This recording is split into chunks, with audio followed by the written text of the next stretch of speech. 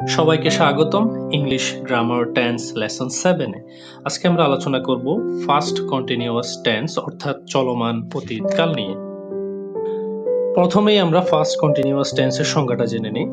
অতীতকালে কোনো কাজ কিছুক্ষণ ধরে চলেছিল এরকম বোঝালে সেটাকে ফাস্ট কন্টিনিউয়াস টেন্স বলা হয়। চলুন আমরা এর স্ট্রাকচার, গঠন এবং এর কিছু এক্সাম্পল দেখে সেটা ক্লিয়ার হয়ে নিই।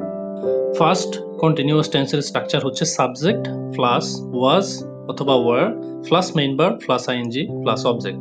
আমি সবসময় বলি যে কন্টিনিউয়াস বলতে মেইন ভার্বের সাথে আইএনজি যোগ হবে। দেখুন ছোট্ট একটা এক্সাম্পল নিচে আছে, সেটা হচ্ছে আমি ভাত খাইতেছিলাম বা খাচ্ছিলাম, মানে এটা অতীতে আমি কিছু একটা করতেছিলাম, সেটাই হচ্ছে ফার্স্ট কন্টিনিউয়াস টেন্স। এখন ইংলিশে দেখুন স্ট্রাকচারে সাবজেক্ট প্লাস ওয়াজ অথবা ওয়ার। তো এখানে নিচে সাবজেক্ট হচ্ছে আই ওয়াজ, তো এখানে ওয়াজ আসছে।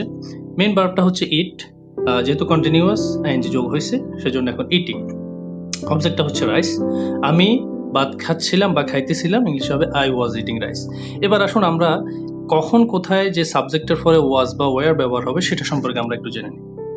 এবার আমরা ইম্পর্টেন্ট একটা নোটস দেখি যে subject first person and third person singular number হলে ওয়াজ বসবে। এরপরে হচ্ছে উই, ইউ, দে এবং অন্যান্য ফ্লোরাল নাম্বারের শেষে ওয়ার বসবে।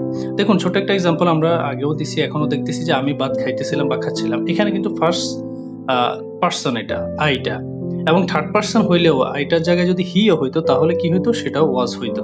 আর ইটিংটা তো থাকবে, রাইসটা হচ্ছে অবজেক্ট, এটা থাকবে। চলুন আমরা এটা আরো একটু বিস্তারিত আমরা এক্সাম্পল দেখি। দেখুন ফর এক্সাম্পল সে স্কুলে যাইতেছিল বা যাচ্ছিল, এখন হিটা third person singular number, he was going to school. তার মানে থার্ড পারসন এবং ফার্স্ট পারসন হইলে সাবজেক্টের পরে ওয়াজ বসবে, এটা ঠিক আছে।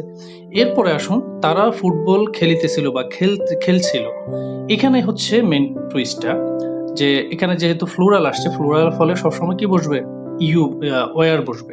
যেমন দেইটা ফ্লোরাল এবং দে এর পরে ওয়াজের জায়গায় হয়ে গেছে ওয়ার, প্লেইং ফুটবল। তো আশা করতেছি আমরা আজকে ফার্স্ট কন্টিনিউয়াস টেন্সে মোটামুটি ক্লিয়ার হয়ে গেছি। তো ইনশাআল্লাহ পরবর্তী ক্লাসে দেখা হবে। আজকের মতো এখানে বিদায় নিচ্ছি।